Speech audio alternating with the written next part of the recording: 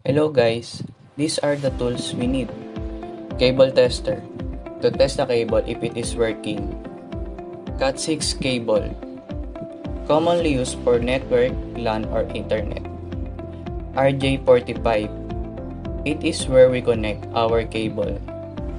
Cable stripper, to cut the cover of the wires.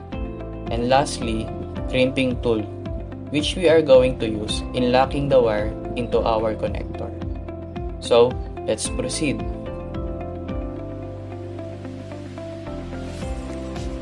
First, we need to cut out the cover about 1 inch to properly arrange the wires. We are going to use the cable stripper to carefully cut around the cover. Once the cover is removed, we are going to arrange the wire. Each wire has a specific color. We are going to arrange it according to its pattern. Once it's okay,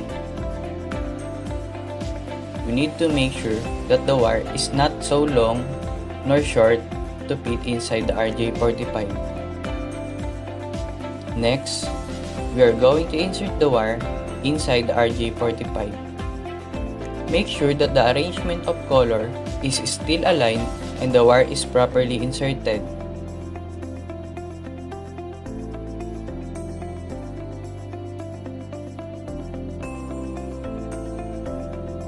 Once we are done, we are going to use the crimping tool to lock the RJ45.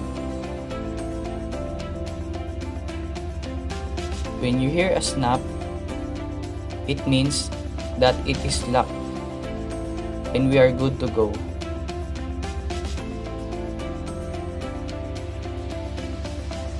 Now, it's time to test the cable using the cable tester. Each number represents each wire. When you see a green signal, it means that a specific wire is working.